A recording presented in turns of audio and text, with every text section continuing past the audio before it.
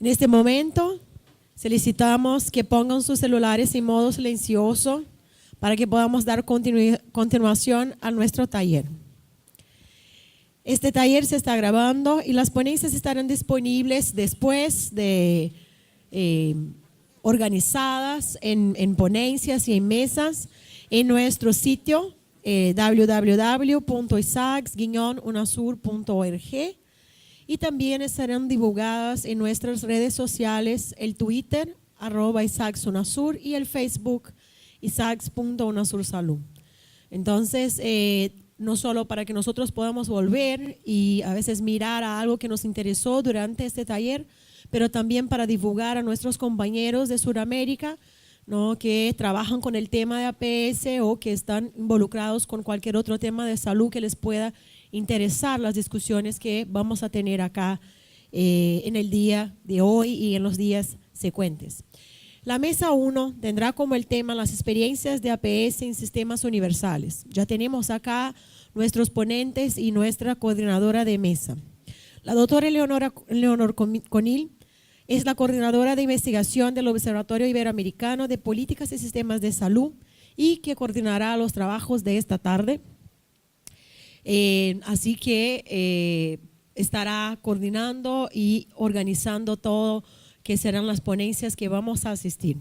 Ella es doctora en Desarrollo Económico y Social para la Universidad de París I, actuó como editora asociada a la revista Ciencia y Salud Colectiva de Abrasco, fue consultora de las listas de salud pública y miembro del cuerpo editorial de la revista Salud en Debate del CEBES. Participó de la reforma sanitaria brasileña como coordinadora de la Dirección General del Instituto Nacional de Asistencia Médica Previdenciaria y además fue consultora de redes de investigación en sistemas y servicios de salud en el Cono Sur de América Latina. Es profesora de diversas universidades en Brasil y de la Fundación Osvaldo Cruz. Actualmente es miembro de la dirección del Centro Brasileño de Estudios de Salud, donde nos conocimos y trabajamos juntas. Entonces doy la palabra a la doctora Leonor y les deseo a todos buenos trabajos, una buena tarde y que podamos aprovechar muchísimo estas presencias. Gracias.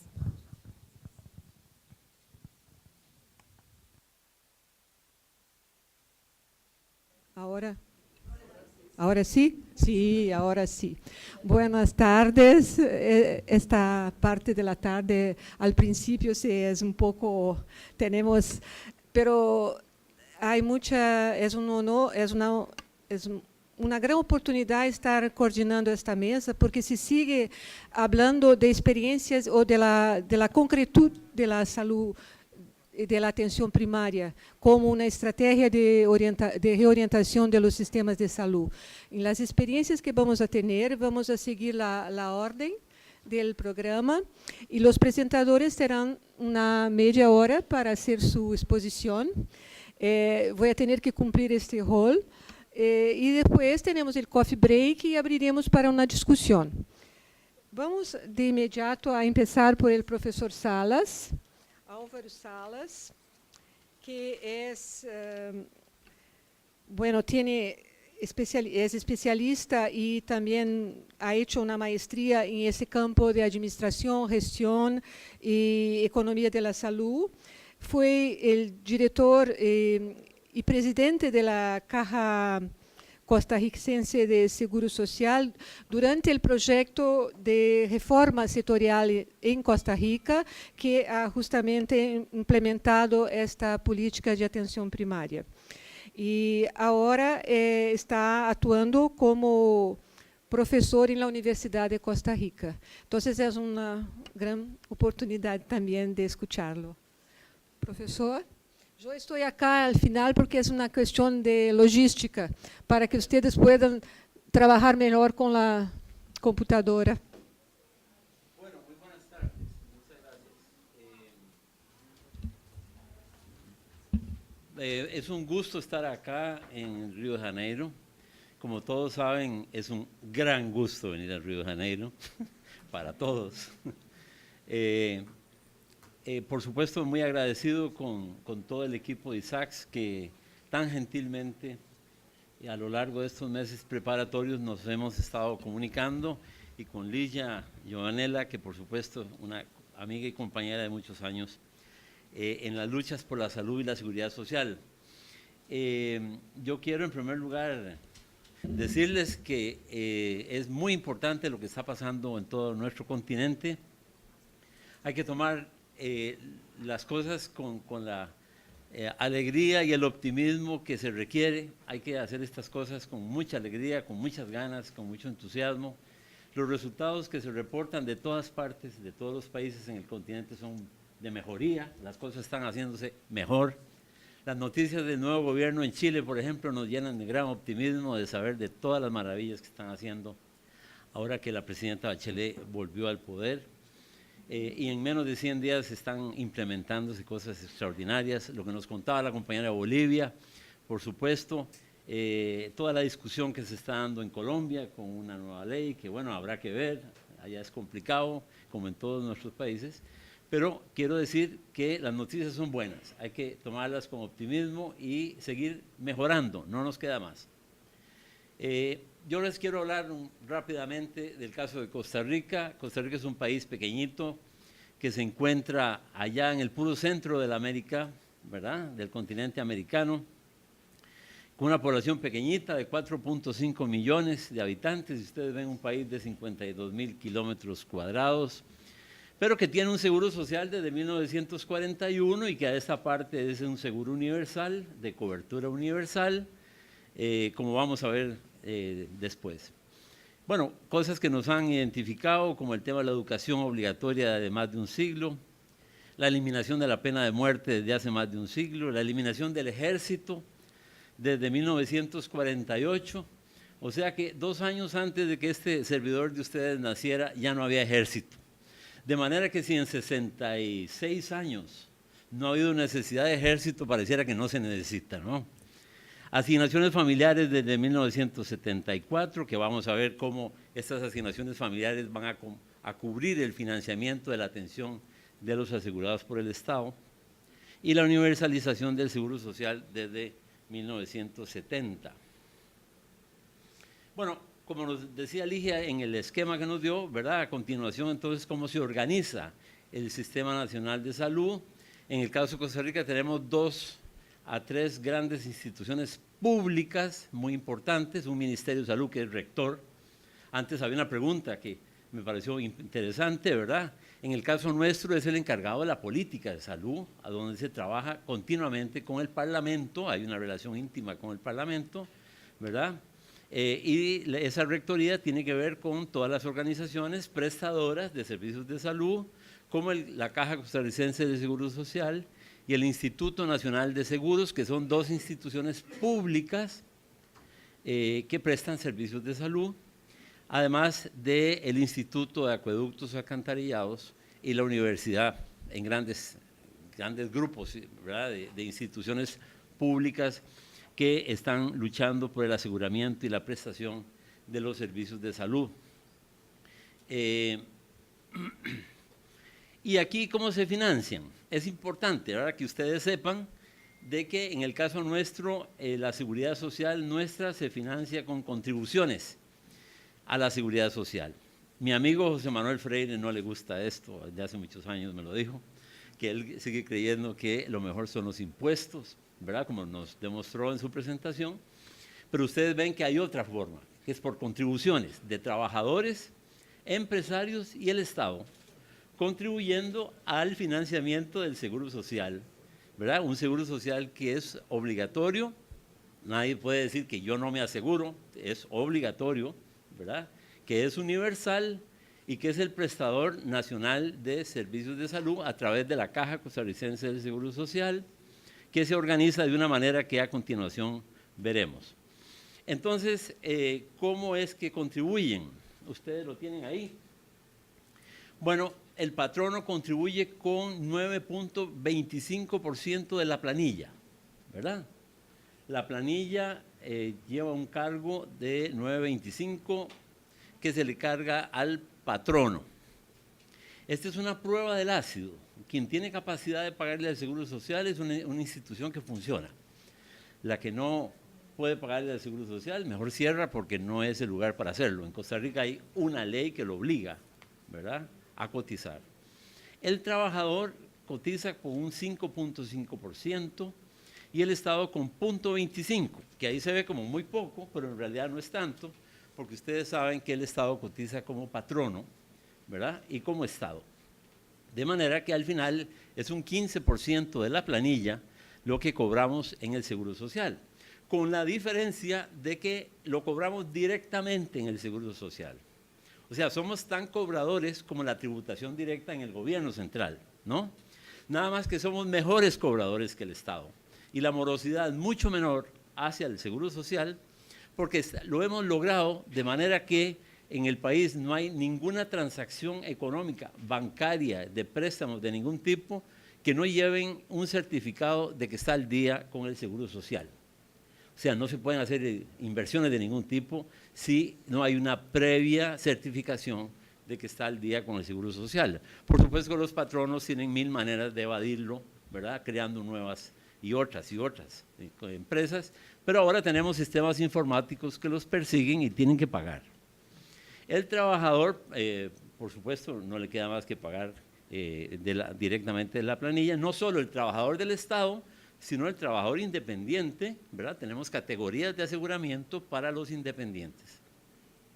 Bueno, y como ustedes ven, el 15%. Sin embargo, la Caja como institución, y con ese nombre que tiene, colecta todo el 30% total de la planilla que va para gastos y asignaciones familiares.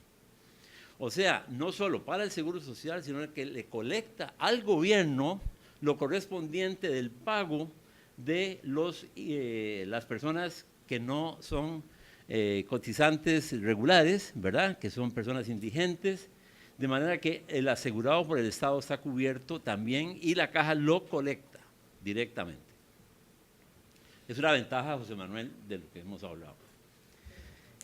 El gasto de la Caja, concretamente en salud en el 2012, observan ustedes en este pastel, ¿verdad? Hay un 55% que se va a hospitalización y de ahí mi pregunta sobre las tensiones, ¿verdad?, que se generan entre el área hospitalaria y la atención primaria, que es todo el año peleando por los dineros, ¿verdad? La parte ambulatoria de primer nivel de atención, que ahí está separado, para ubicar la parte de especialidades en la consulta externa y de primer nivel. En este momento estamos 22%. De nuevo, como lo dijo muy bien José Manuel en la mañana, la decisión política aquí es fundamental.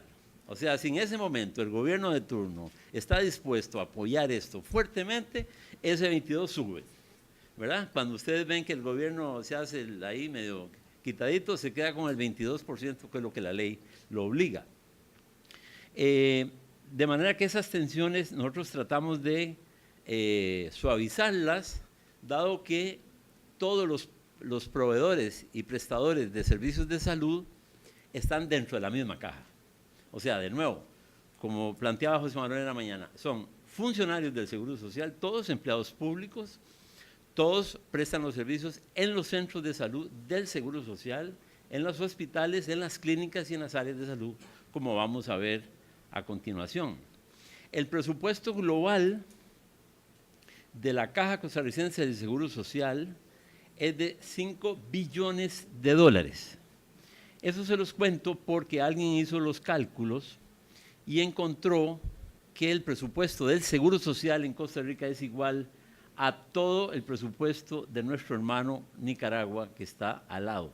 El presupuesto global de Nicaragua, todo, es igual al presupuesto del Seguro Social en Costa Rica, para decir del impacto que esto tiene.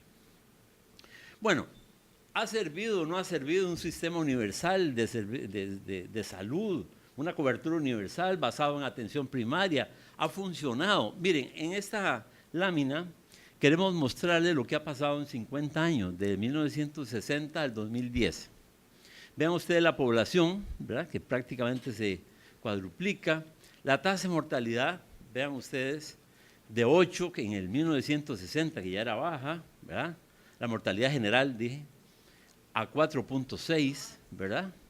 La tasa de mortalidad infantil, vean ustedes, del 60, en el 60 de 68, ¿verdad?, por 1000, a 9.5, que es lo que tenemos en este momento, y la lucha es un tema nacional, todo el mundo está pegado a la prensa cuando ya el Instituto Nacional de Estadísticas y Censos va a dar el informe de la mortalidad, porque es un dato importante para calificar al gobierno en ese momento, 9.5.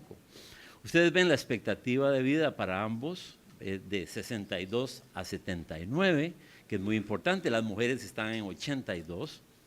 La población con agua domiciliaria en su casa, ¿verdad?, de 64 a 97, la cobertura del Seguro Social del 15% al 90%, la PEA femenina ha aumentado, la población urbana, ustedes ven cómo se está volviendo más urbano, ¿verdad?, como es un fenómeno que estamos viendo en todo lado. La fecundidad ha disminuido notablemente a 1.8 en el 2010. La escolaridad ha aumentado, sin embargo, no lo suficiente. Quisiéramos que esto estuviera mucho mejor. Y las familias en condición de pobreza, que han disminuido, sin embargo, persiste ese 20% que es difícil bajar de ahí. No hemos podido hacerlo como quisiéramos. Y el ingreso per cápita en dólares que ustedes tienen ahí. Bueno. ¿Qué nos ha pasado? Bueno, pasamos entonces de las enfermedades infecciosas, parasitarias y carenciales a las crónicas, que ha sido la historia de todos, en todos los países, ¿verdad? Lo mismo que ustedes ven en todo lado, y estas son las caras, las costosas, las que nos cuestan mucho dinero tratar, y que por supuesto ahí la atención primaria va a ser fundamental en educar, ¿ya?, y en promover la salud. Bueno. El modelo de atención basado en APS. Toda esta historia se basa y se construye a partir de un modelo de atención que establece la APS como el centro de toda la actividad, ¿verdad? La atención integral de la salud con prevención, promoción, curación, rehabilitación, cuidados paliativos, que ahora ha tomado una fuerza muy importante por todas las enfermedades malignas, ¿verdad?, en nuestro país. Ahora hay una red pública del Seguro Social de cuidado paliativo para cubrir todo el país, que es realmente de las cosas buenas que podemos mostrar. Participación de la comunidad organizada a través de las juntas de salud y seguridad social, con elecciones, hay elecciones nacionales para elegir las juntas de cada comunidad. Quisimos que esto fuera así para darle una participación amplísima a toda la gente. Bueno, las visitas a domicilio, ¿verdad?, por EVAIS, que significa Equipo Básico de Atención Integral de la Salud, el EVAIS, que está conformado por un médico general, por un auxiliar de enfermería, por un técnico de atención primaria, por un técnico en información y registros médicos, ¿verdad?, que es este EVAIS el encargado de la salud de los 5,000 habitantes que le corresponden a ese sector, como vamos a ver ya a continuación. El médico de familia lo estamos introduciendo, no tenemos suficientes, queremos llevar un médico de familia a todas las áreas de salud. Me voy corriendo porque no sé ni cuánto queda de tiempo para mostrarles la organización. 15 minutos. ¿Me quedan 15? Ah, bueno, Sí. entonces puedo ir más despacio. La organización del primer nivel de atención y los demás niveles. Entonces, lo que les decía, tal vez si me paro o les muestro aquí. Este es el sector de 5,000 a 4,000 habitantes, 4,000 a 5,000 habitantes. ¿Qué es lo que ha pasado en el país? Cuando uno habla de cobertura universal, si no sectoriza, es un cuento chino. O sea, hay que sectorizar casa por casa y mapearlo y georreferenciarlo, ahora que es tan fácil, ¿verdad?, para poder decir efectivamente tenemos cobertura universal. De lo contrario, no es cierto. Entonces, estos sectores, ¿verdad?, de 4,000 a 5,000 habitantes, tienen un equipo de salud, que es el equipo básico de atención integral de la salud, el EVAIS, ¿verdad?, que sin duda alguna queremos llevarlo con el médico de familia a un nivel mucho más alto de capacidad de resolución de problemas. Estos sectores, ¿verdad?, son los que conforman las áreas. El área de salud es el distrito de ustedes. Yo no sé si distrito en Brasil es el adecuado, o municipio, o en el caso nuestro es cantón. Bueno, la cabecera de ese cantón o de ese municipio tiene una clínica, que es donde se ubica administrativamente la administración de toda la prestación de los servicios de salud integrados basados en atención primaria de esa comunidad, ¿de acuerdo? Entonces, los equipos básicos están en cada distrito. Los distritos tienen un apoyo técnico del área. El área tiene entonces los demás profesionales. Tiene enfermeras profesionales. Quisiéramos tener una experta matrona, ¿verdad? Como lo tienen los chilenos, que es una gran envidia, por supuesto. Algo haremos con eso. Bueno, en las áreas de salud tenemos también los microbiólogos, el laboratorio clínico, la farmacia, ¿verdad? Y todos los demás equipos, el psicólogo, el trabajador social, todos los demás están en el área, aquí, en esta parte. Todos los sectores conforman las áreas y las áreas conforman la región. El país se divide en 7 regiones, ¿verdad? Entonces, cada región tiene una jefatura de región, ¿verdad? Y aquí tiene todo el apoyo técnico superior de esa región. Y allá, en el país, en San José, en la capital, lo que tenemos entonces son los hospitales de máxima complejidad. Es un país muy pequeño, se traslada fácilmente, en cuestión de 1 hora y media de cualquier extremo, uno está a 2 horas en la capital, de manera que en la capital están los hospitales de tercer nivel de complejidad para niños, para la población general, para psiquiatría, para maternidad, bueno, rehabilitación, etc.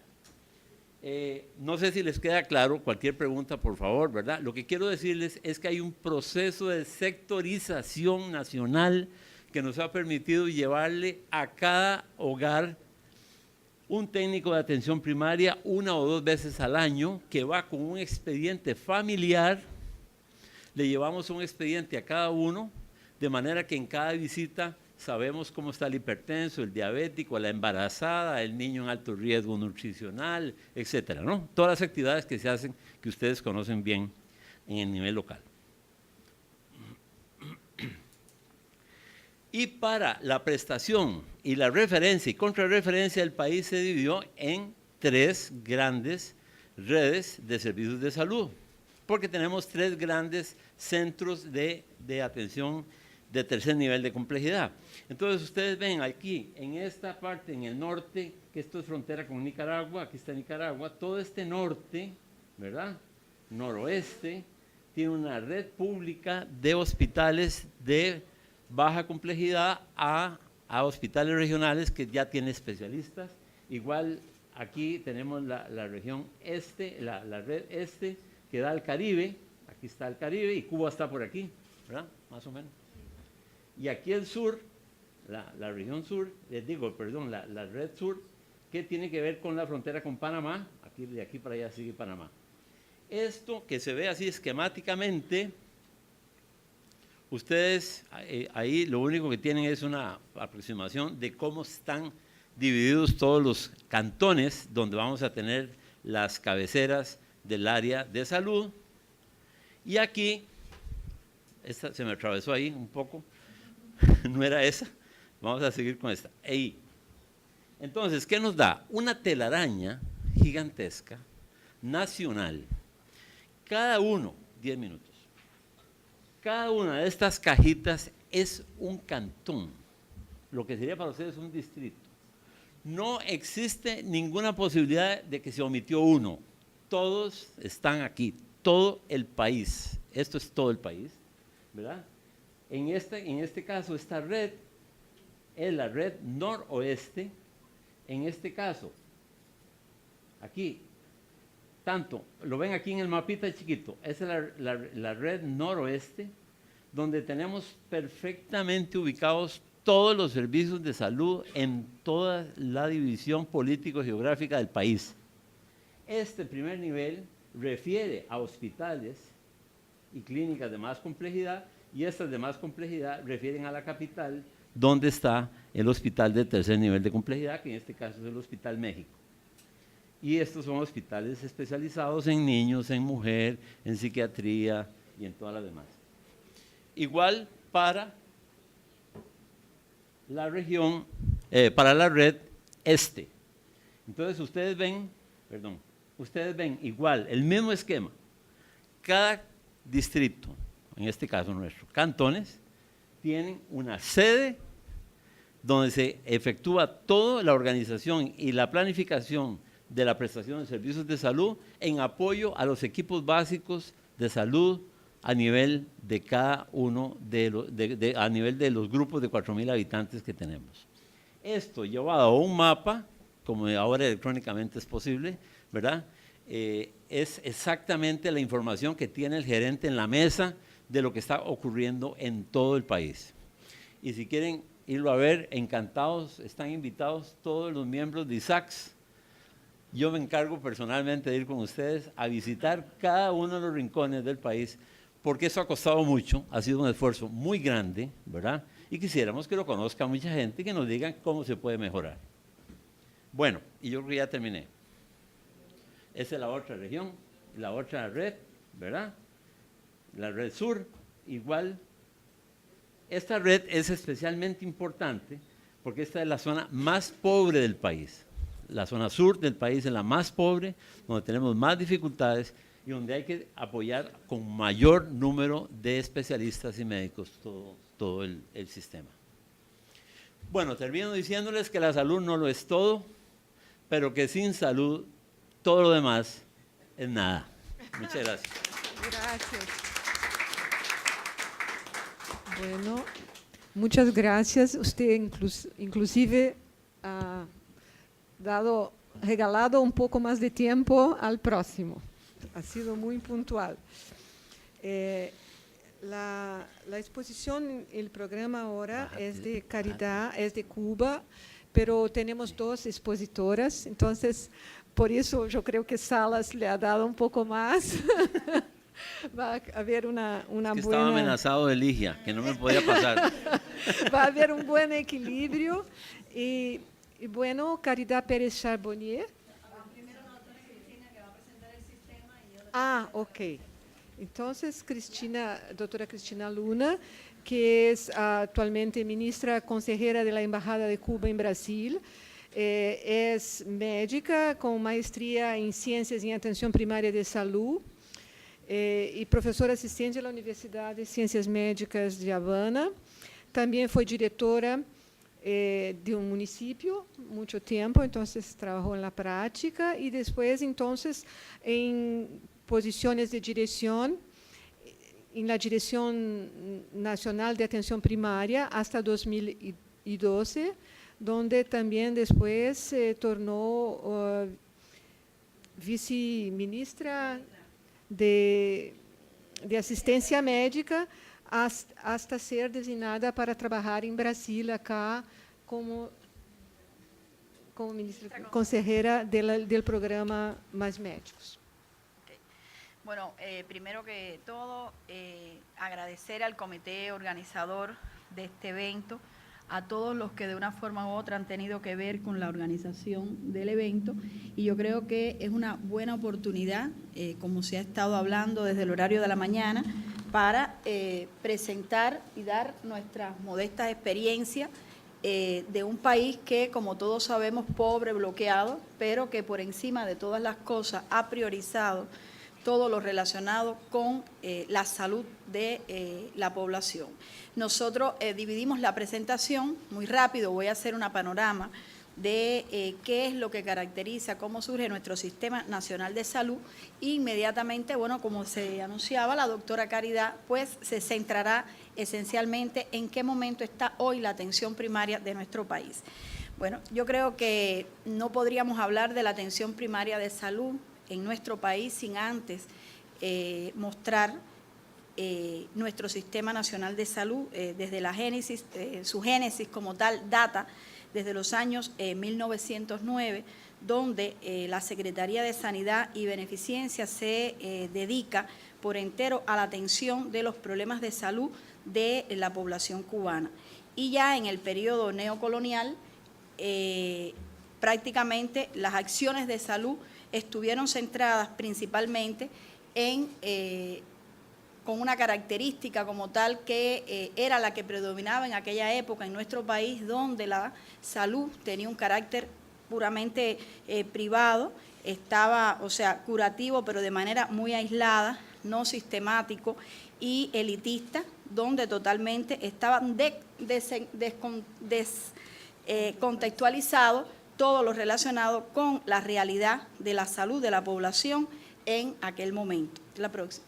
Bueno, en Cuba la plataforma del sistema de salud cubano quedó totalmente expresada en el histórico alegato de la historia me absolverá, cuando en el 53 el comandante Fidel Castro pues prácticamente denunció cuáles eran las causas que en aquel momento estaban caracterizando a el contexto de la salud y denunció cuál era la situación en la salud que se vivía en nuestra población y la caracterizaba teniendo en cuenta que igualmente, o sea, existía en aquel momento mucha miseria, existía también en aquellos años prácticamente la atención estaba muy limitada para los niños y en general para toda la población, así como también tenemos que decir que prácticamente era casi nula la atención estomatológica y existía una dependencia casi total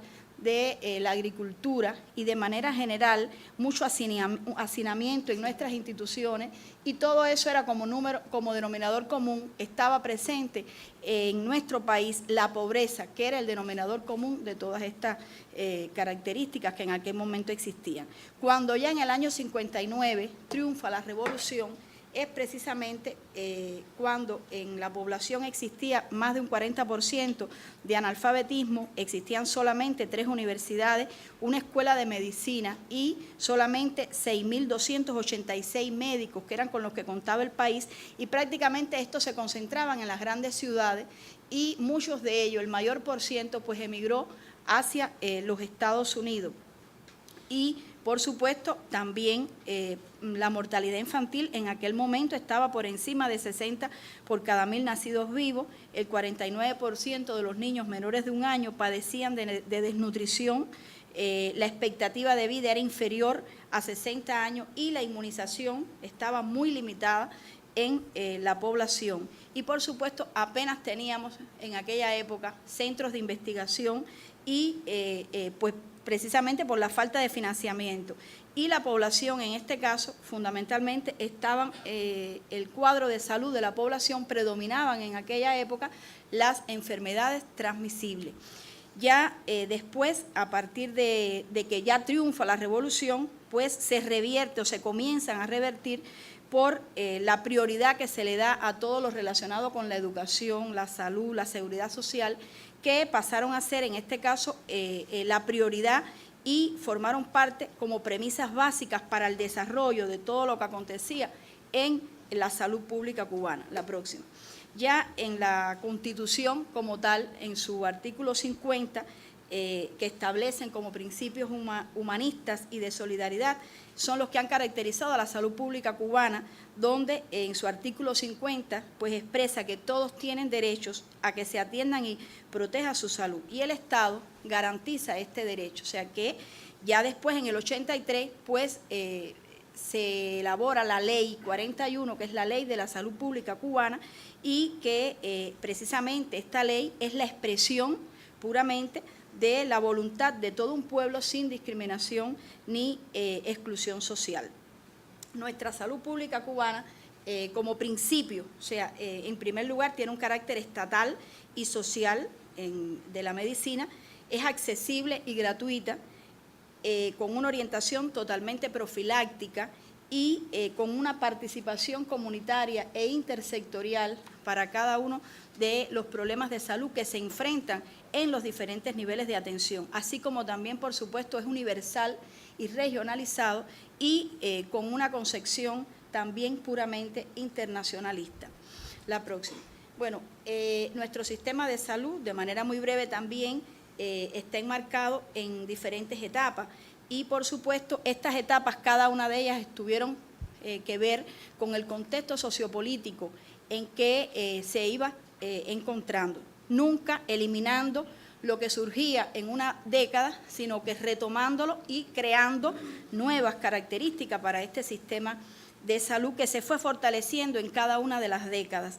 Y en cada una de ellas, pues por supuesto, se centró cómo ir fortaleciendo cada vez más nuestro sistema de salud y teniendo siempre en cuenta que retomando en cada una de las décadas, ya en el año 80, nos permitió llegar a la creación y formación de lo que es hoy en Cuba el programa del médico y enfermera de la familia, que es la base, como se había dicho por el profesor en la mañana, del desarrollo de toda la salud pública cubana y donde hoy se trabaja intensamente para lograr resolver entre el 70 y el 80% de los problemas de salud de la población cubana. Yo creo que es algo que también hoy, como dice la dirección de nuestro país, como todos estamos convencidos, es precisamente la atención primaria la que más influencia ha tenido en los indicadores que hoy nuestro país muestra de manera general. La próxima. Bueno, en el caso de nuestro sistema de salud, hay que decir también que como tal el Ministerio de Salud Pública es un órgano como organismo de la Administración Central del Estado, tiene como encargo social trazar las estrategias metodológicas, reguladoras y de control necesarias para todos los resultados de la salud que nos proponemos. Y por supuesto, cada una de las actividades que están concebidas resultan totalmente descentralizadas y planificadas a partir de la ejecución en cada una de las instituciones que tenemos en los diferentes niveles de salud y que están subordinados a las diferentes estructuras de gobierno, donde, por supuesto, es precisamente esas estructuras de gobierno quienes también actúan en función de cómo contribuir a que exista transformación en los problemas de salud que se identifican. Y, por ejemplo, en cada uno de estos niveles de atención, tanto a nivel municipal, provincial, como a nivel nacional, o sea, el director forma parte de la estructura de gobierno, actuando como vicepresidente de la salud, y por eso es una fortaleza para nosotros, pues tiene potestad para también exponer cuáles serían las otras acciones que con la participación de otros organismos podemos transformar de manera más inmediata los problemas de salud que hoy enfrenta la población cubana. La próxima. Por supuesto, nuestra red de salud hoy muestra 451 policlínicos que todos están distribuidos a lo largo de toda la isla, incluyendo los lugares más intrincados. Contamos con 11.400 consultorios médicos de la familia, 158 clínicas estomatológicas y 152 hospitales. También contamos con 142 hogares maternos a lo largo de todo el país, los que también han formado parte de hoy los resultados que mostramos en el programa materno-infantil. Contamos con 156 hogares de ancianos y 35 centros médicos psicopedagógicos que también forman parte de esa red y funcionan teniendo en cuenta cada uno de ellos el policlínico como la institución básica que en función de dar solución a los problemas de salud se integra a esas otras instituciones que hemos mencionado y que también forman parte de esta red de salud. Los 3 institutos de investigación y los 28 bancos de sangre que hoy tiene el país. Seguimos. Bueno, acá. Bueno, en el caso de decir que... No, ahí no ha pasado. Pásame acá que no veo. Bueno, en el caso de Cuba, como vemos, la atención primaria de salud, su conceptualización es tan, como hemos dicho, es bien abarcadora, nos ha permitido integrar diferentes factores necesarios e imprescindibles en la consecución de un adecuado estado de salud de nuestra población. La asistencia sanitaria, bueno, como se muestra, así como también los métodos y tecnologías prácticos, el desarrollo científico fundados y socialmente aceptables y la puesta al alcance de todos los individuos y la familia de la comunidad, yo creo que también ha tenido que ver mucho la participación de la población y un costo que la comunidad y como tal el país puedan soportar con un espíritu de responsabilidad que nos caracteriza y en resumen con la concientización, pudiéramos decir, de que como sistema es capaz de integrar y de aglomerar todo aquello que pueda producir transformación en nuestro sistema de salud. La próxima, alcalde. Bueno, en el caso de este esquema, como vemos en el sistema de salud, a partir de la existencia y surgimiento del programa del médico y enfermera de la familia, con la atención médica, con un carácter integral y de dispensarización a cada uno de los integrantes de nuestro género, dirigido hacia la atención del individuo, la familia, la comunidad, se transforma de cualquier manera este estado de salud, pero con la participación comunitaria y de otros sectores, que es precisamente lo que hoy caracteriza a nuestro programa del médico y enfermera de la familia. Nunca como una acción individual, sino integradora y con la participación comunitaria intersectorial además. Bueno, algunos resultados muy rápidos de nuestro sistema de salud. Cuba cuenta hoy con 481.960 trabajadores de la salud, de ellos mujeres el 70,5%, y del total 83.686 son médicos para un 60,2%, 15.249 estomatólogos, donde el 80% son, en este caso, mujeres, 88.364 licenciadas en enfermería para un 75% mujeres también, y por supuesto, este recurso humano es precisamente lo que nos ha permitido que de una manera planificada, a partir de las necesidades de cada uno de los territorios, o sea, formamos recursos humanos no solamente para Cuba, sino también para el mundo. De ahí que hoy podamos estar presentes en más de 60 países, logrando, en este caso, como parte de los principios que nos caracterizan, contribuyendo y colaborando al desarrollo y transformación también de los problemas de salud de otras poblaciones. Contamos, por supuesto, con 14 universidades, 3 facultades de ciencias médicas independientes y una escuela latinoamericana de medicina. Actualmente, por supuesto, también contamos con una matrícula en pregrado de 91.318 estudiantes, de los cuales 48.212 son de medicina y de ellos 37.416 son cubanos.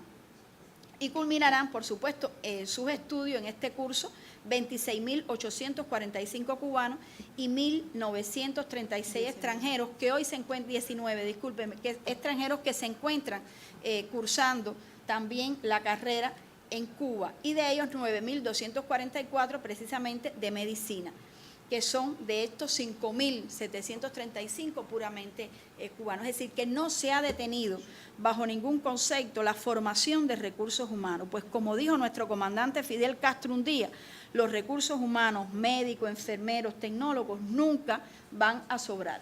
Por tanto, es importante. Bueno, como ustedes ven, la tasa de mortalidad infantil, nuestro país terminó el 2013 con una tasa de 4,2, la más baja de la historia. Llevamos 5 años con una tasa de mortalidad infantil por debajo de 5 y terminamos el 2013 con 22 municipios con 0 de mortalidad infantil. Una tasa de mortalidad materna que concluyó con 21,5, aún conscientes de que estamos en condiciones de continuar disminuyendo esta tasa. El índice de bajo peso por debajo de 5,1 y por supuesto se continúa elevando la supervivencia del niño que pesa, o sea, 1.500 gramos en más del 80% de los casos. Y una mortalidad preescolar que se mantiene por debajo de 4 al cierre del 2013 y de 3,5 la mortalidad escolar, en este caso de 5 a 14 años, que también muestra indicadores por debajo de 2 por cada 100.000 nacidos vivos. Y al cierre del 2013 se encontraba en 1,6. O sea que realmente nosotros tenemos que decir, y así lo reconoce nuestro sistema de salud, hay un esfuerzo importante de los médicos de manera general y enfermeras que hoy están formando parte de los escenarios de la atención primaria en nuestro país. Y ahí está la principal fortaleza y en función de eso, por supuesto, también trabajamos vinculado a la atención secundaria, pero desde la proyección del médico de familia. El nivel inmunitario de la población, que como vemos ya está a un 95% y se trabaja para continuar en condiciones de seguirlo incrementando. Hay un número importante de enfermedades que, como ustedes ven, 6 ya totalmente eliminadas del cuadro de salud. 2 formas clínicas también, que como vemos ahí, son de las de mayores complicaciones graves y otras enfermedades que han dejado prácticamente de existir en nuestro país. y la prevalencia, por ejemplo, del SIDA, que de 15 a 49 años ha continuado disminuyendo un 0.17%, prácticamente es lo que nos queda, y también, por supuesto, como vemos, o sea, en 14 enfermedades totalmente eliminadas, y tenemos 9 que ya hoy no constituyen un problema de salud dentro del cuadro de salud dentro de las infecciosas, y hay 29 enfermedades transmisibles que están bajo control, de ellas 18, por supuesto, por vacuna, que muchas de ellas ya incluso se producen en nuestro país. La próxima. Bueno, aquí, por supuesto, muy rápido, hoy lo que predomina en nuestro cuadro de salud son las enfermedades crónicas no transmisibles, como son la hipertensión, la diabetes, y en primera causa tenemos tanto de morbilidad como de muerte, el cáncer, o sea, las enfermedades oncoproliferativas, le siguen las cardiovasculares y las enfermedades cerebrovasculares, también con una intención acumulada de poder seguir disminuyendo las mismas. Y la diabetes mellito, que era una tasa muy alta, evidentemente sigue disminuyendo, y contamos con toda la preparación de los recursos humanos y la educación a la población, que seguimos fortaleciéndola para eliminar la misma. Me dicen que ya se concluyó el tiempo, no hay problema, porque de todas maneras, o sea, un poco que Cari en su presentación, concretamente en la atención primaria, va a hacer referencia al resto de por qué, no dio tiempo, llegamos al final, de hoy cómo funciona esa red de servicios dentro del nivel primario para poder continuar perfeccionando nuestro sistema de salud.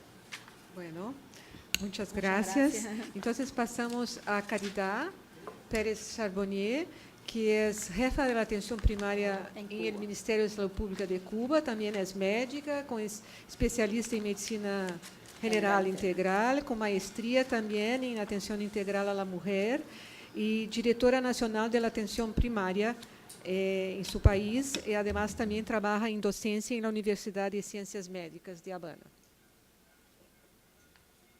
Bueno, como ya se había explicado muy rápidamente, la atención primaria en Cuba ha sido y es una política del Estado y un eje de las principales transformaciones que se han ido suscitando en el país, y es el logro de la voluntad política que tiene el país para la solución de los problemas de salud a la población cubana. Y ha sido un escenario que se ha ido transformando, como mismo se ha ido transformando el cuadro de salud de la población cubana desde 1959. Como se explicó, las principales transformaciones que ha tenido el sector de la salud, que ya lo había explicado la doctora Cristina, y nosotros nos queríamos detener en la década de los años 80, que es la década donde se funda, por idea de nuestro comandante en jefe y líder histórico de nuestra revolución, se crea el programa del médico y la enfermera de la familia. ¿Cuáles fueron las causas que propiciaron el surgimiento de ese programa? Bueno, en primer lugar está el cambio del cuadro epidemiológico que existía en el país, que ya comenzó a transformarse de las enfermedades transmisibles hacia las enfermedades no transmisibles. Había una gran tendencia a la fragmentación de la atención médica, dirigida fundamentalmente ya a la superespecialización, lo que se había presentado hoy en el horario de la mañana, que no se le prestaba especial atención a la medicina familiar. El pensamiento del médico entonces ya no estaba tan orientado al enfoque del paciente como un ser biopsicosocial, sino más bien a la tendencia curativa. Por supuesto, existía una gran insatisfacción de la población cubana con los servicios médicos que estaba recibiendo, porque como la mayor cantidad de las especialidades estaban concentradas en la atención hospitalaria, pues en la evolución del policlínico, en ese policlínico comunitario, era muy difícil el acceso a la atención por las especialidades. Y por supuesto, la causa fundamental, la voluntad política del desarrollo que existía por parte de nuestro gobierno, de que se creara un nuevo tipo, un nuevo modelo de atención médica que estuviera dirigida fundamentalmente hacia la promoción de la salud y la prevención de las enfermedades. El sistema de salud ya lo había explicado la doctora Cristina. Sobre todo nosotros nos vamos a concentrar en la puerta de entrada al sistema, en la base del sistema, que es la atención primaria de salud. O sea, ya sabemos que está estructurado en los 3 grandes niveles de atención, la atención primaria, la atención secundaria y el tercer nivel de atención donde se concentran los grandes institutos y los centros de investigación que existen en el país. A partir de los lineamientos de la política económica y social del país, y a partir del año 2010 que comienza este nuevo proceso de transformaciones que se está desarrollando en el país, pues el sistema se convierte en un sistema único nuevamente y la atención primaria se está rescatando los conceptos fundacionales de ese programa del médico y la enfermera de la familia y sigue siendo la responsable de conducir y transitar al paciente por todos los niveles de atención. Ahora vamos a explicar cómo está concentrada la atención primaria en nuestro país.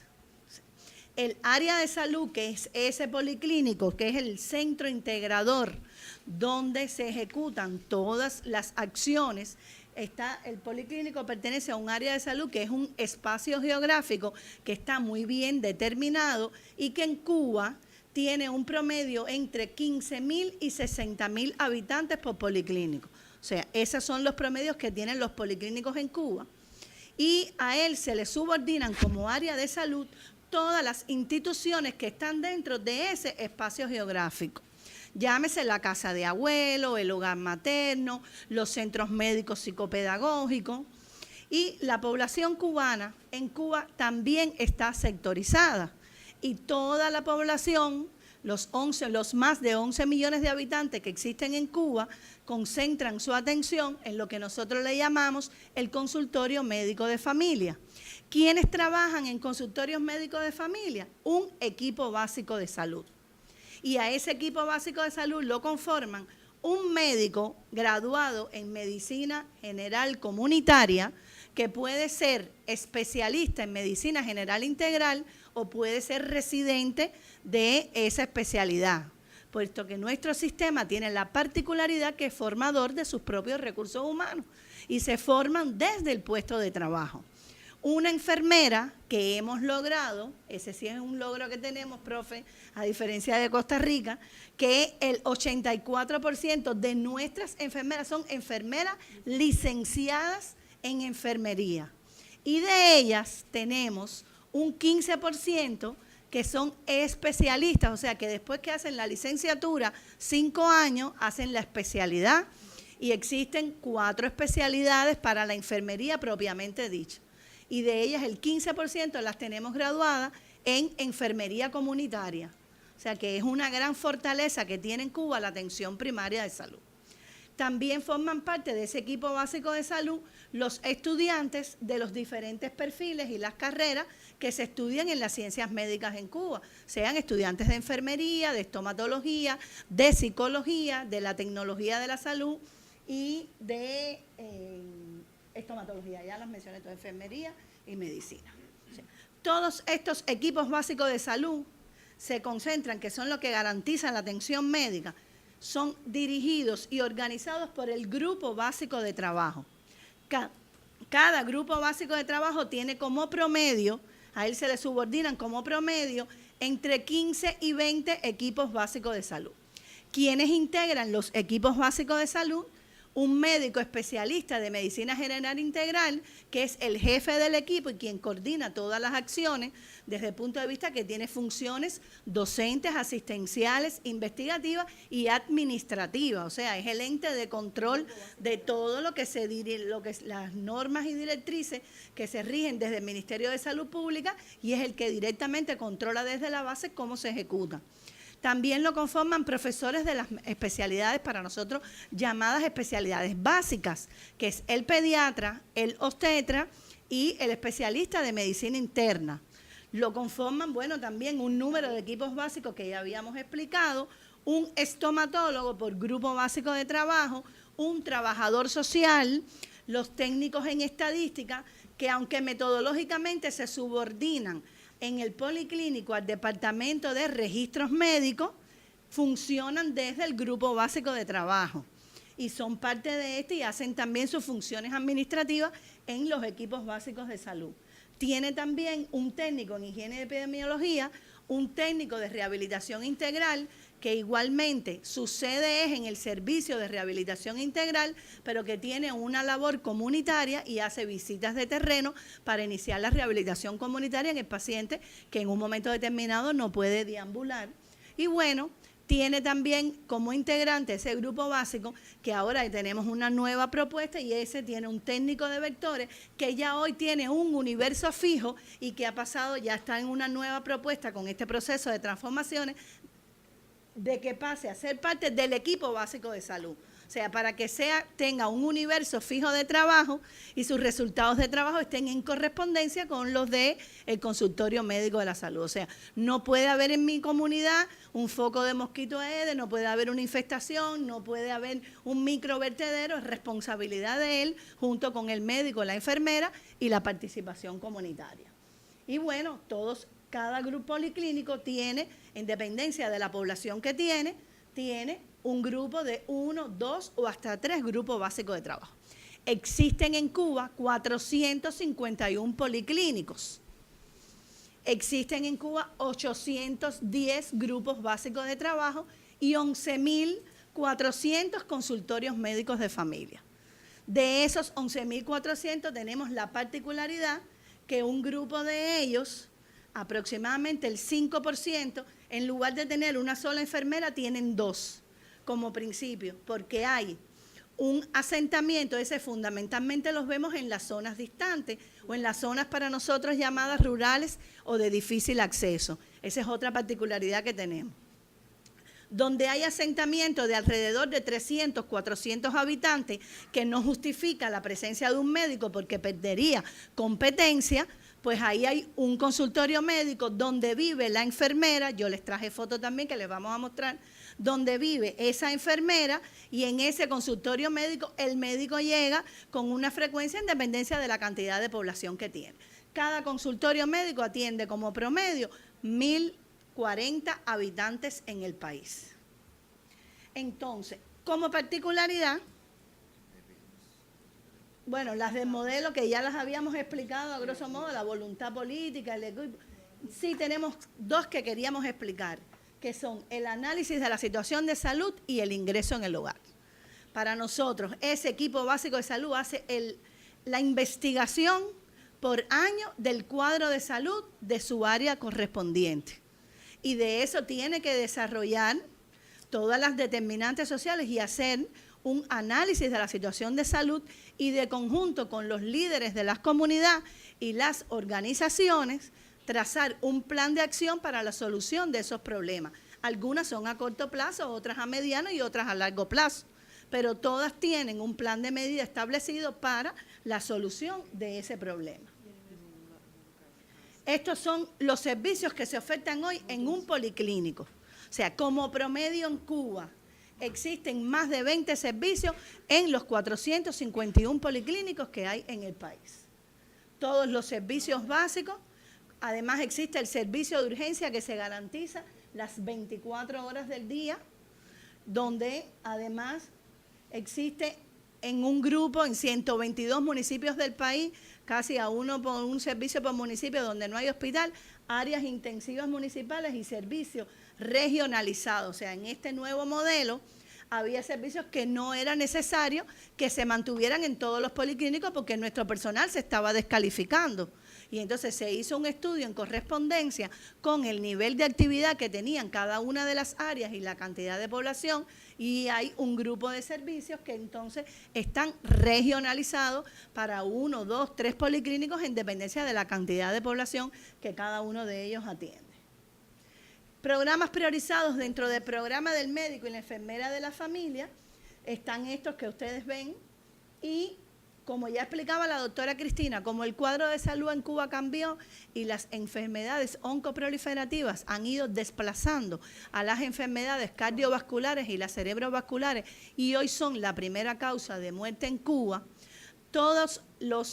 la tecnología que en Cuba se desarrolla en los centros de investigación, en lo que nosotros le llamamos el polo científico, todas ellas, desde la atención primaria, se hace programas de pesquisa activa como parte de la dispensarización que se le hace al 100% de la población cubana, y existen en los consultorios médicos los kits para hacer la citología orgánica, están los kits, los test para determinar sangre oculta en heces fecales, para hacerle PCA a todos los pacientes, a los hombres mayores de 50 años, todos esos están dentro de la atención primaria y, por supuesto, todo es totalmente gratuito. O sea, eso es parte del protocolo que tiene cada uno de los pacientes según la edad y los factores de riesgo que cada uno de los habitantes en Cuba tiene. Les explicábamos que nuestro sistema tiene esa particularidad que, como es formador de sus propios recursos, el policlínico dentro de sus funciones tiene la función docente, asistencial y la función investigativa. Y todos sus servicios y las instituciones que a él pertenecen son escenarios docentes, tanto para la formación del pregrado como para la formación del posgrado. Indicadores de recursos humanos, Cuba tiene 8.2 enfermeras por cada 1.000 habitantes, Cuba tiene 4.1 médicos por cada 1.000 habitantes, y Cuba tiene 1.2 estomatólogos por cada 1.000 habitantes. Sí consideramos que tenemos una atención primaria fuerte. Hoy Cuba exhibe un indicador de 4.1 médicos por cada 1.000 habitantes, pero en septiembre, cuando se incorporen a laborar los más de 5.000 estudiantes que hoy tenemos, que se van a graduar ya, que están en el último año de la carrera, Cuba vuelve a retomar su porciento de 4.6 médicos por cada 1.000 habitantes. Y yo les traía aquí que descontando los médicos que hoy Cuba tiene, cumpliendo misión internacionalista, Cuba tiene 7 médicos cada 1.000 habitantes. Y el resto de los países del primer mundo, Grecia tiene 6, Mónaco, aquí están todos los países del mundo. Se los traía a manera de ilustrar que nosotros, a pesar del principio que tenemos hoy del cumplimiento del internacionalismo proletario y que tenemos un grupo de médicos brindando servicios en más de 60 países, podemos exhibir un indicador de lujo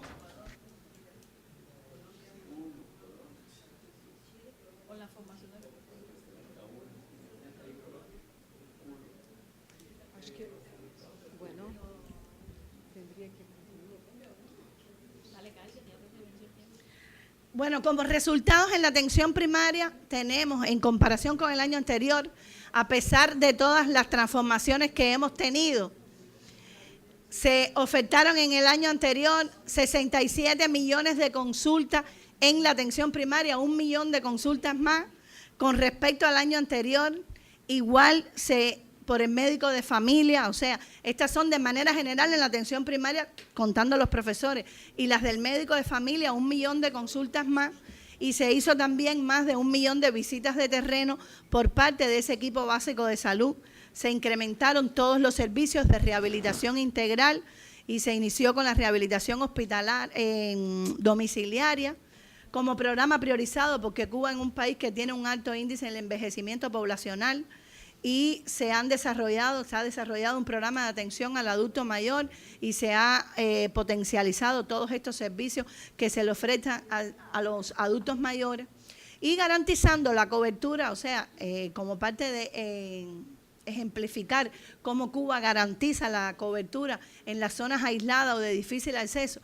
El 18% de nuestro territorio nacional, de ellos 55 municipios, son municipios que corresponden a zonas de difícil acceso. En esos 55 municipios están ubicados 49 policlínicos y en ellos funcionan 1.128 consultorios médicos con sus equipos básicos de salud, con todas las mismas características de los que tiene como el que funciona en el centro de la capital del país. Con un indicador de una sola muerte materna. En el año anterior, la mortalidad infantil por debajo de 4, o sea, por debajo del promedio del país. Y bueno, aquí les traíamos las fotografías, las diapositivas, las fotos, para ejemplificar los consultorios médicos que tenemos en nuestras zonas de montaña, que como principio que decía nuestro comandante en jefe, como guardián de la salud. O sea, estos son consultorios en las zonas aisladas, en las zonas de difícil acceso, que igual tiene su vivienda para el médico, su vivienda para la enfermera y donde se cumple el programa, igual que en el resto del territorio. Y bueno, los 3 grandes propósitos de nuestro sistema, que es hacer sostenible el sistema, de que se incremente la calidad de los servicios que se le ofertan a la población y el estado de satisfacción de esta. Y bueno, que a pesar de que nosotros somos un país bloqueado, pues aún nos quedan cosas por hacer y al decir de nuestro comandante en jefe, somos un país pequeño, pero este país pequeño ha podido demostrar lo que se puede hacer, cuánto se quiere y cuánto se puede hacer si los recursos de un país, de cualquiera que este sea, están bien utilizados. Gracias. Muchas gracias.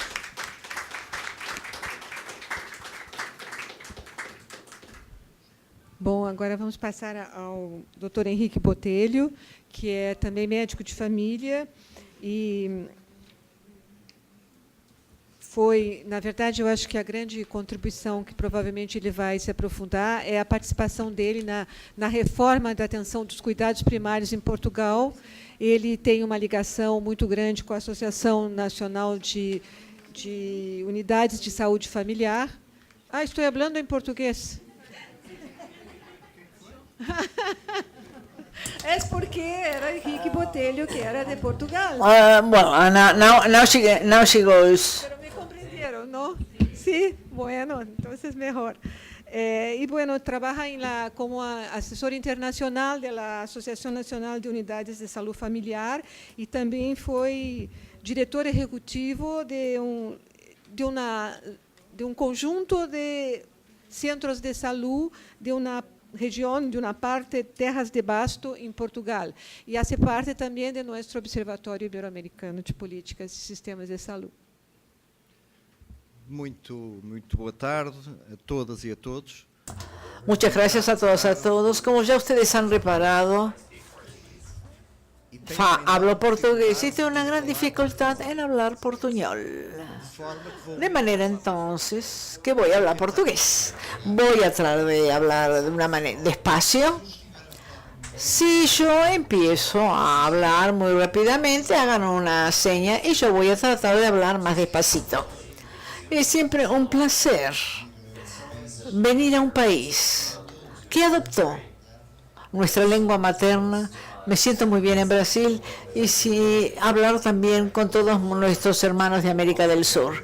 Y estoy aquí con mucho placer para hablar un poco sobre 2 aspectos: la historia rápida y la evolución del sistema de salud de Portugal. Y hoy tengo mi vida facilitada por el profesor José Manuel Freire, que hizo una excelente exposición del sistema español, y el sistema español tiene mucha similitud con el sistema portugués o viceversa, como quieran. Y luego en la segunda parte voy a detenerme sobre la experiencia relativamente reciente de un proyecto innovador en la atención primaria de mi país, que tiene que ver con la constitución de las unidades de salud familiar. La historia del sistema de salud portugués es una historia inequívocamente de éxito. Y este éxito y esta historia comienza esencialmente en 1974, o sea, 40 años, con el fin de la dictadura y el establecimiento de un régimen democrático.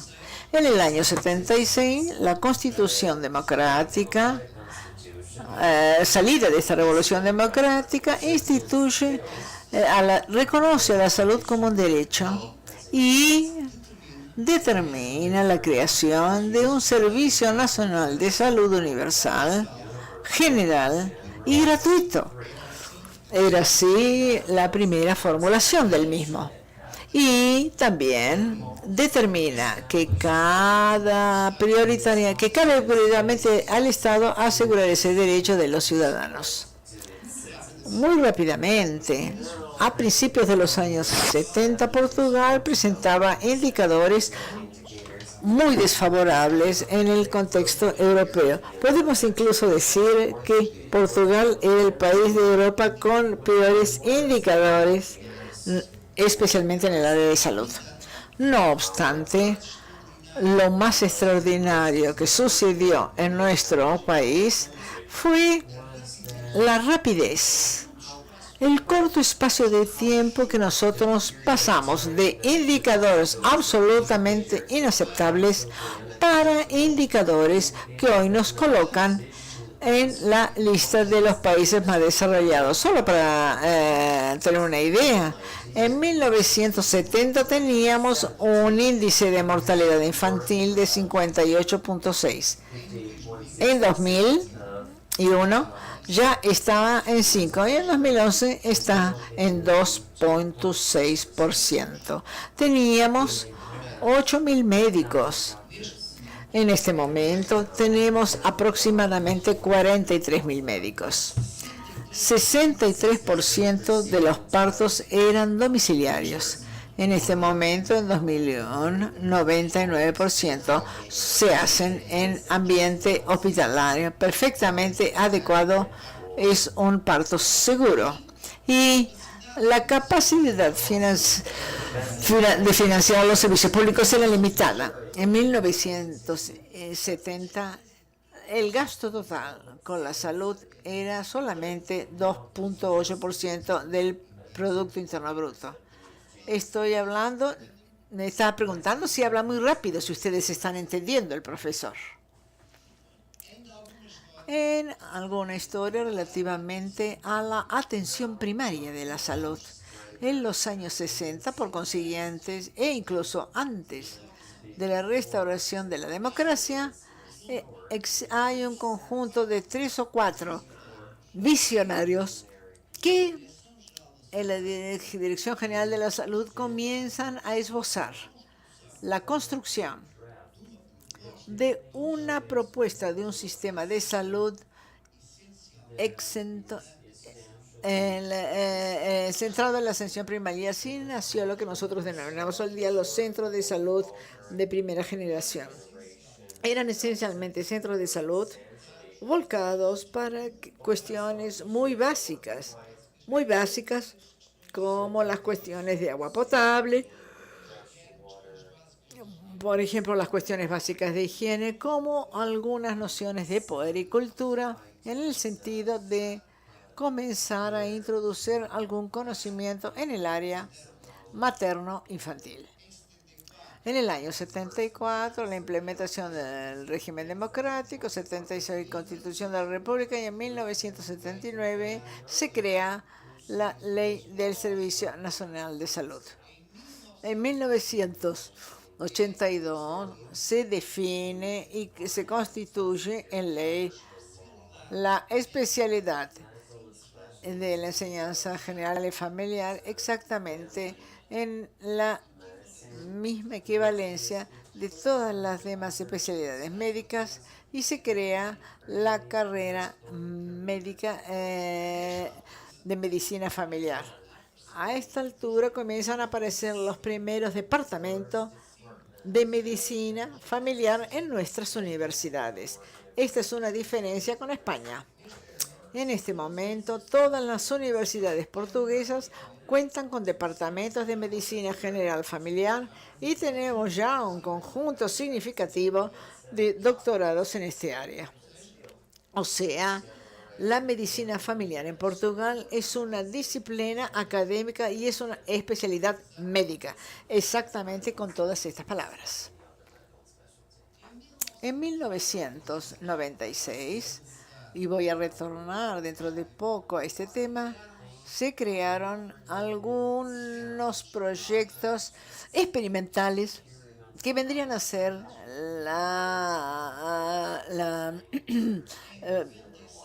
encuadrados de la reforma. En 96 y 99 se conceptualizó una serie de documentos e instrumentos legislativos para la reforma cuando ustedes vean CSP, quiere decir cuidados primarios, quiere decir la misma cosa que APS.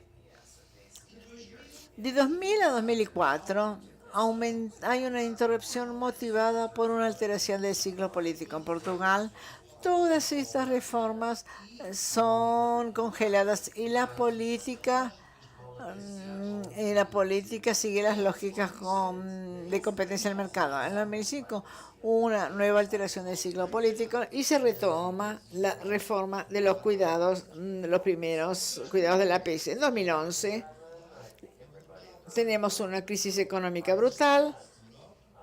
Se instaura en Europa con grandes reflejos en los países más débiles. Y los países más débiles de Europa son Grecia y Portugal e Irlanda. Esencialmente estos tres. En 2008, la Organización Mundial de la Salud dedicó su informe mundial a la atención primaria.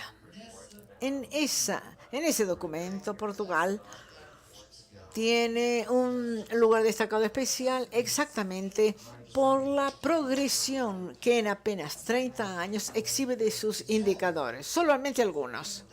En 30 años se redujo de 71% en 71% la mortalidad perinatal, se redujo 86% en la mortalidad infantil. Se redujo 89% la mortalidad de los niños de 1 a 4 años. Se redujo el 96% la mortalidad materna. Muy bien. No fue el sistema de salud que hizo esto solamente, evidentemente. Fueron las condiciones propiciadas por nuestra democracia en lo que se refiere a la evolución de las condiciones socioeconómicas y culturales de la población. Probablemente la democracia habrá hecho más por el sistema de salud en sí. Algunos datos muy rápidos. Como ustedes pueden observar aquí, la reducción del potencial de años de vida perdidos. Portugal tiene aquella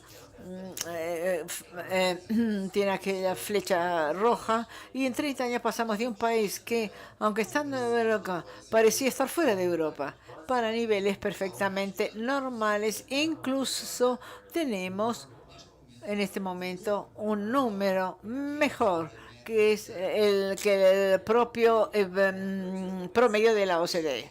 Esto aquí será tal vez el indicador más extraordinario que nosotros conseguimos. Fuimos el país del mundo que en 30 años, 40 años, redujo en mayor medida su índice de mortalidad infantil. Como ustedes pueden ver, estos datos son de 2010. Y en 2010 éramos un país de la OCDE con el segundo índice de mortalidad infantil más bajo, cuando 40 años atrás teníamos aquí yo me siento muy orgulloso de mencionar esto. Pero también en indicadores ya de alguna complejidad, Portugal consigue entre 1990 y 2009 relativamente trasplante renal. Como pueden ver, teníamos en 1990 en el conjunto de estas naciones un nivel de trasplantes muy bajo y en este momento estamos en primer lugar. A nivel de trasplante hepático, Portugal es hoy uno de los países más con trasplantes y que mayor resultados ha demostrado. Financiamiento de nuestro Servicio Nacional de Salud. Es del tipo Beberigian, asegurado esencialmente por el presupuesto del Estado y por consiguiente se incluye directrices por estas tres grandes áreas que podemos resumirlos en la solidaridad, pago de acuerdos a través de impuestos para recibir después para suplir nuestras necesidades. Otra característica de la previsión es un sistema prepago. Pago mientras puedo contribuir, mientras soy joven, robusto, y recibo cuando necesito, en la situación de ancianidad, fragilidad o enfermedad. Y es un sistema universal. No excluyo a nadie. Es para todos, para ricos y para pobres. Una de las grandes es que el sectores más defensores de economías de mercados dicen que nuestro sistema es insostenible porque porque gastamos 10.2 del PIB.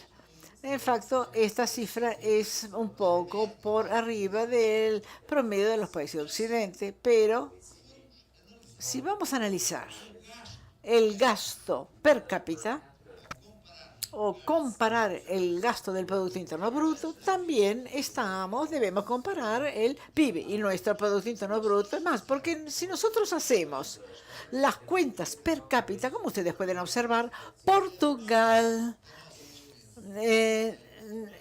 solo tiene la mayoría de los países del este europeo que se integraron a Europa, pero aunque sea un servicio nacional de salud pago por el presupuesto estatal, universal y general, lo que sucede en este momento es que de este gasto total solamente el 65% es gasto público, lo que hace que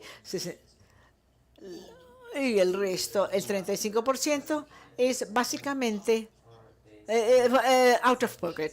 Entonces, por eso podemos garantizar que el Servicio Nacional de Salud es un servicio barato.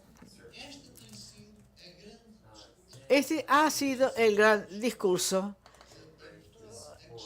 de Portugal en cuestión. La cuestión de la salud hoy día puede ser una oportunidad de negocio,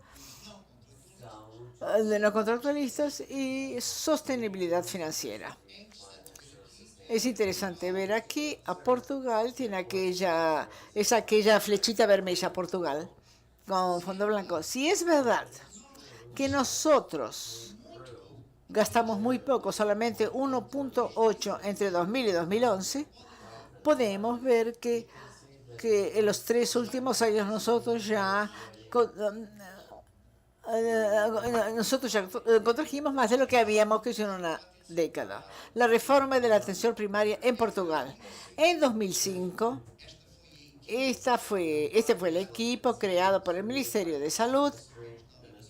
Aquí nuestro amigo, aquí en la punta izquierda, aquí estoy 10 años más joven, hay que decir las cosas.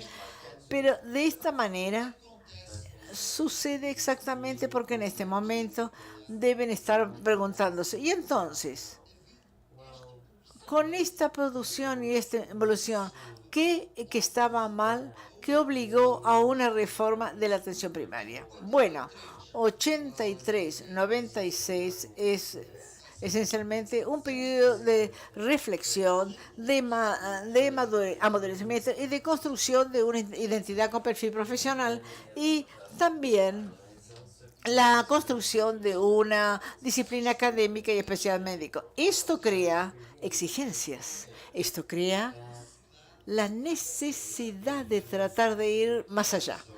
Y estas son esencialmente las críticas que a esta altura hacíamos a la organización de la medicina general y familiar. Una estructura piramidal, jerárquica, de comando control de la administración, que generaba déficit de autonomía. Y cuando la autonomía responsable no se ejerce, quiere decir que nosotros perdemos la creatividad y perdemos la capacidad de superarnos y de madurar continuamente en la calidad de los servicios. Esto probablemente es la estagnación en salud es lo peor que puede suceder al sistema de salud. Otra crítica era la normalización de las distintas realidades. Para quien era diferente, y aquello que es diferente tiene que ser tratado de manera diferente. Normalización o estandarización. Las soluciones no pueden ser buenas para todo el país y para todas las realidades sociodemográficas que Portugal presenta. Otro eran las enormes asimetrías, sea la dimensión de los servicios y de los recursos, de las instalaciones, de los equipamientos y del sistema de información. Otro problema era aquello que designamos como la atomización de los profesionales. Es decir, podíamos, para estar trabajando en el centro clínico y teníamos 20 médicos, y que era posible ellos pasar el mes sin encontrarse y hablar unos con los otros. No existían equipos, existían trabajos atomizados. Por otro lado, sucedía esta falta de espacio para la innovación y para el desarrollo y creatividad y el no reconocimiento del médico. Cuando no se reconoce el mérito, se nivela y generalmente se nivela por bajo. Y esto iba a generar una desmotivación, fenómenos de abandono de la especialidad que daban preocupación. La Organización Mundial de Salud, una vez más en este informe, alertaba ya para este problema de la necesidad de discutir y reconsiderar esas formas de los liderazgos a través de la gestión participativa incluso. En 2001, sin tener pretensión de hacer ningún tipo, yo escribí esto y después algunos colegas míos tomaron la idea. Y la idea que un centro de salud debía ser, o tenía que ser, un servicio de proximidad, próximo de las personas, pequeña en la dimensión para ser gerenciable, liviano en su estructura, simple en su organización. Todo esto para centrar en aquello que era fundamental, la situación de los cuidados, y que debía resolver aquello que todos los estudios de satisfacción demostraban. Los ciudadanos lo que más revelan es la simpatía y la afabilidad con que son recibidos y la facilidad en el contacto. Y por consiguiente propusimos una reforma que, al contrario de todas las reformas que comienzan de arriba para abajo, esta debía comenzar, de abajo para arriba, bottom up.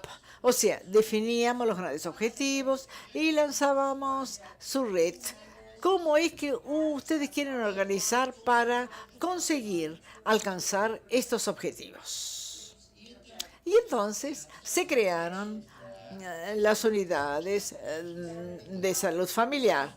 Son unidades elementales de prestación de cuidados de salud individuales y familiares que se asientan en equipos multiprofesionales, constituidas por médicos, obligatoriamente con especialidad de medicina general de la familia, por enfermeros y por secretarios clínicos. Y tienen como misión la prestación de cuidados de salud personalizados a la población inscripta, siendo preferencial inscripción familiar y voluntaria. Estas unidades familiares deben servir entre 3.000 y 18.000 ciudadanos. Y deben asegurar, pues, la garantía, la globalidad de la calidad y la continuidad de los cuidados. O sea, las características innovadoras son candidaturas voluntarias. Nadie está obligado a escoger una unidad. Son equipos, básicamente, que se escogen y crean una cultura, somítense a una evaluación de la candidatura y después, cuando esta candidatura se reconoce como teniendo los criterios mínimos a cumplir, comienza a trabajar entonces. Y ahora, ¿qué es lo que pasó? Dice el doctor.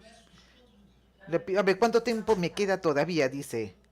A ver, ¿cuánto tengo? Señora moderadora, ¿cuánto tiempo me queda? Entonces, vemos nosotros que aquí tenemos una imagen, una identidad. Estas unidades escogen un logotipo y un nombre. Esta idea también de apropiación y de una identidad propia es muy importante y lo hemos visto esto pasar. O sea, en la cohesión y en la apropiación de este propio equipo y de los diferentes elementos. Son equipos médicos de 5 a 6 nuevos médicos, igual número de enfermeras y 4 a 7 secretarios clínicos. Entonces, o sea, tienen esta característica de intersubstitución. Yo soy un ciudadano, digamos, dirijo mi unidad familiar donde yo trabajo, mi médico de familia, pero si yo por casualidad yo no estuviera, no sé por qué estoy de vacaciones, no sé, no es mi hora, el equipo responde de manera solidaria. Yo sé que tengo la garantía de que me atiendan, aunque no tenga una consulta médica programada, básicamente pues mejor por mi médico y si no, otro. Alguien del equipo, de manera solidaria, habrá de sustituirlo y atenderme. Este es el principio de la intersubstitución. Y estos equipos tienen autonomía organizativa, funcional y técnica también. Contractualizan por año una cartera básica de servicios o que es obligatoria. Tienen que diseñar un plan de acción con metas anuales. Se evalúan y tienen que prestar cuentas. Y pueden tener, si así lo quisieren, pues un sistema de retribución mixto, sensible a la carga de trabajo y al desempeño. Hay un componente fijo, que es un sueldo, que baja un poco relativamente al anterior, y después hay un componente variable, sensible al desempeño de este mismo equipo. Y también, y esto le da gran capacidad de autorregulación. Bueno, la cartera básica de estas unidades familiares se encuentra acá en la pantalla. O sea, vemos, al diferente a España, los médicos de familia portugueses tienen competencias en su formación para ver niños saludables o con alguna enfermedad frecuente y también para seguir a las mujeres, sea en el embarazo o en la planificación familiar.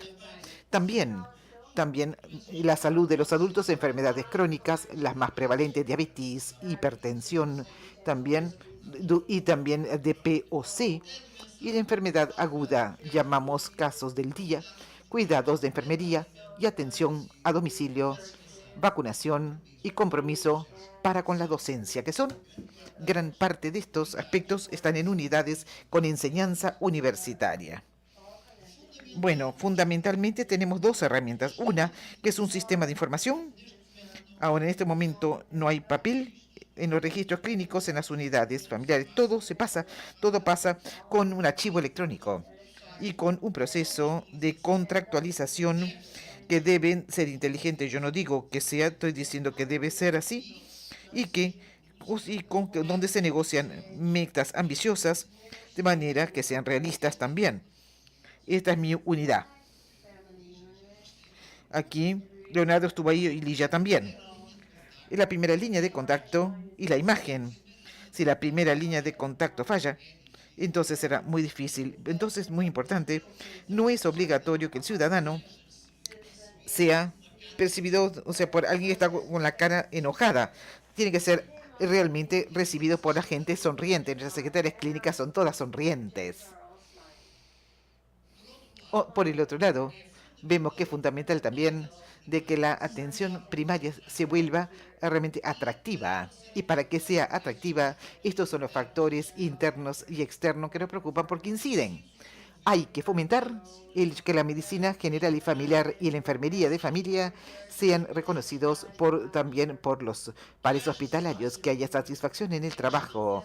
El tema de las instalaciones y la imagen es algo muy importante también, que sea una organización centrada en el ciudadano, que haya un sistema remuneratorio que también que sea sensible al desempeño y al mérito, que permite un apoyo a la innovación y creatividad y tiene que haber un ambiente de trabajo favorable. En otras palabras, tenemos que contrariar lo que expuse aquí abajo, que los cuidados de la primera línea no sean entendidos como cuidados de bajo nivel, pero tienen que ser simplemente cuidados de primera línea con lo que es la primera etapa de la producción del sistema de la salud del ciudadano.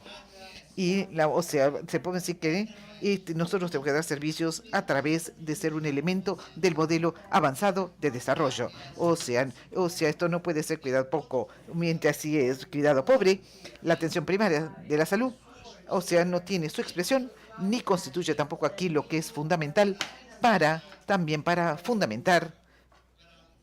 No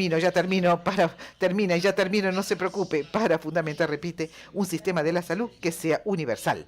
Y como tal, entonces, tiene que lograr conquistar el reconocimiento de toda la sociedad. Yo ahora, rapidito nomás, voy a decirle que esta es una plataforma tecnológica que yo podré darles acceso a todo lo que quieran dentro de 15 días o a un mes. Esto fue presentado el día sábado pasado. Está pronta. Está siendo testeada y es un instrumento que es fundamental para tratar a los millones de datos generados por nuestro sistema de información. El Ministerio de la Salud tiene la obligación de hacerlo. No lo hizo. Lo hicieron los profesionales entonces. Y esto se trata esencialmente de un dispositivo de gestión que la idea es dar informaciones en relación a un conjunto de datos del trabajo, o sea, de los equipos. El ciudadano, a través de este portal Internet, podrá saber los datos del desempeño de su propia unidad, pero podrá igualmente compararlos contra otras y con el patrón regional y el estándar nacional. En primer lugar, es una herramienta de capacitación, de empoderamiento del ciudadano, pero también es un instrumento de trabajo para los propios profesionales, pues mientras que parte de los datos son datos oficiales del Ministerio de la Salud, hay cierto tipo de datos de funcionamiento que pueden cargados por los propios equipos. Bueno, para que vean nada más, este es uno de los gráficos que pueden generarse con esta información. Cuando ustedes ven acá del lado derecho el desempeño de las unidades tradicionales y del lado izquierdo el desempeño también de estas unidades. Se me acabó el tiempo, pero quería solamente dejarlos a todos ustedes con esta conclusión. Pienso que la elección más importante de esta forma que instituimos desde el 2006 en adelante y el contrario de los defensores de los sistemas no universalistas y enfocados nuevamente a reglas del mercado es que se puede reformar, modernizar y calificar dentro del contexto del servicio público, manteniendo su identidad pública y los principios básicos de un servicio que mantenga estos pilares, que sea solidario y universalista y previdente. Eso es todo. Gracias.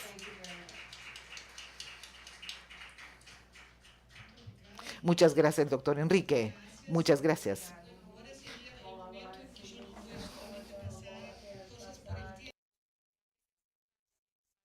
Para empezar en el momento siguiente el debate, pero yo creo que seremos todos mucho más felices si vamos ahora para la pausa y lo hago en la vuelta.